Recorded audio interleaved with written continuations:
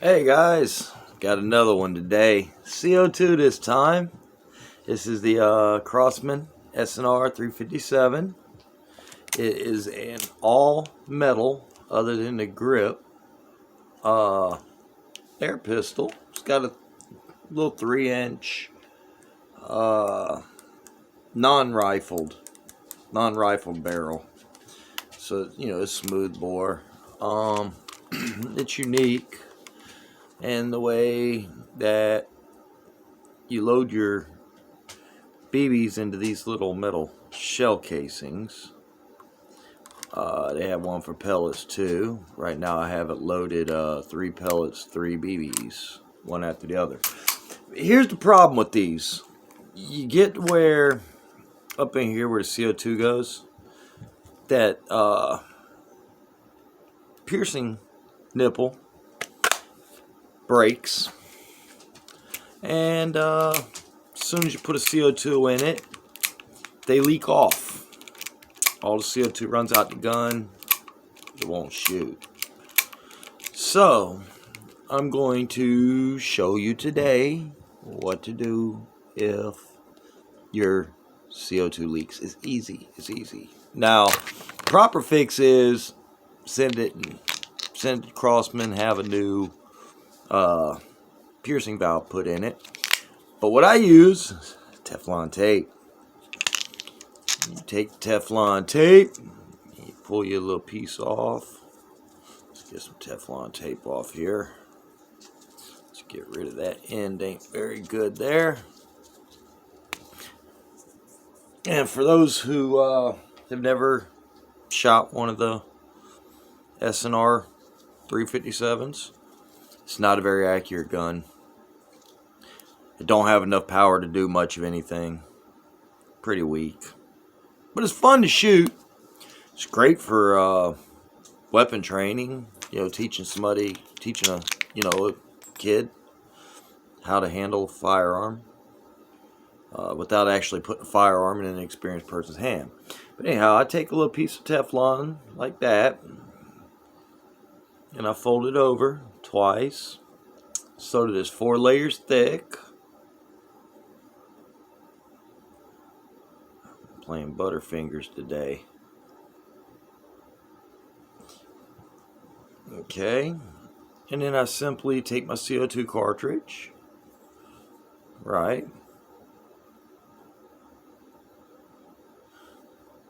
put the Teflon over the tip of it, just like that. That's it. And now when I put it in this gun that leaks out, and you just have to trust me, it leaks out. I'm not going to waste a CO2 capsule to show you it leaks. Let me move the adjuster screw out. I had it turned in. I actually haven't shot this thing in a while. But you insert your CO2. And look, this is what usually happens to them. When you're loading a CO2 pistol, when you tighten this down, when it starts to get tight, it'll spin the CO2 capsule with it. You don't want it to do that. It tears up the seal in there. It can break the nipple. Hold it with your thumb. Hold the capsule so it can't spin.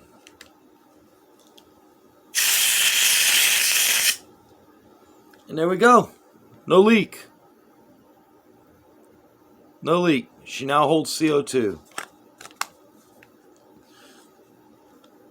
Fold that back on over.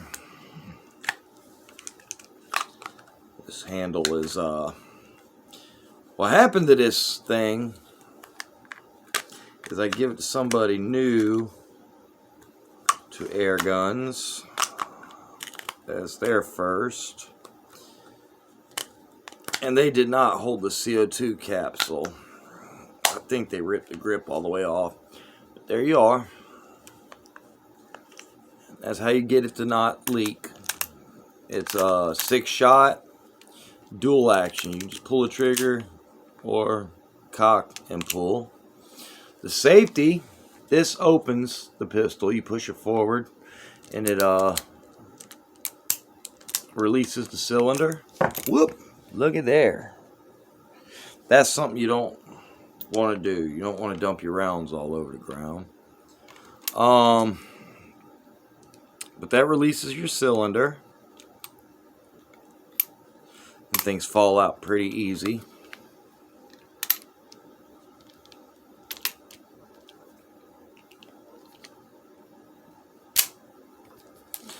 If you push that the other way, it locks it on safety. Forward is fire. All the way forward is open. I see a new issue.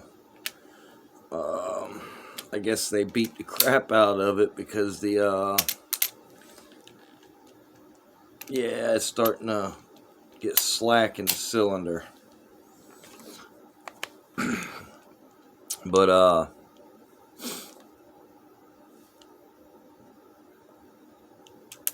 I'm in the house and I don't have nothing set up to shoot at, so I can't really shoot it in here. But it's raining outside. I'm not going to go take it out because it'll rust. So, but I mean, it's a really fun little pistol. It feels like my snub-nose 38 almost that I used to carry. About the same weight. It feels like a little brick in your hand. It's got a lot of weight. It is well made. This one's a little older. It's had quite a few rounds put through it. Like I said, I used it to get somebody that was new to air gunning into air gunning. And yeah.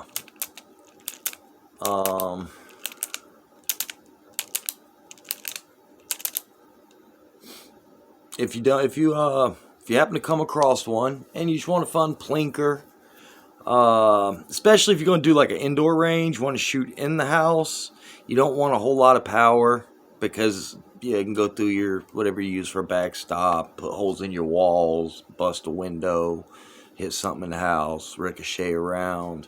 It's real easy to make a pellet trap for something of this power output. It doesn't take much at all to stop this thing. Matter of fact, sometimes it don't even want to put a pellet through a can.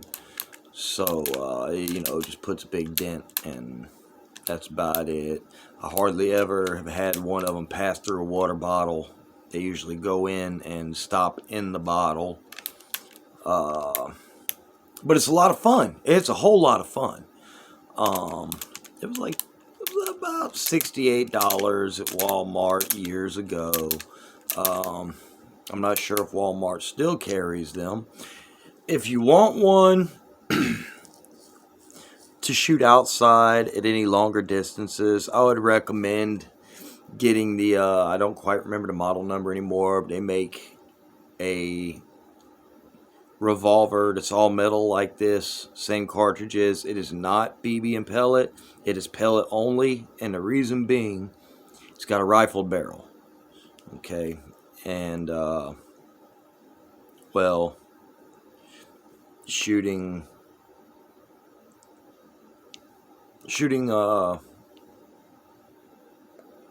BBs through a rifle barrel just destroys the rifle barrel. The BBs are just too hard. Steel on steel don't work. That's sort of like running your car engine with no oil in it. The steel piston rings will eat the steel cylinders up.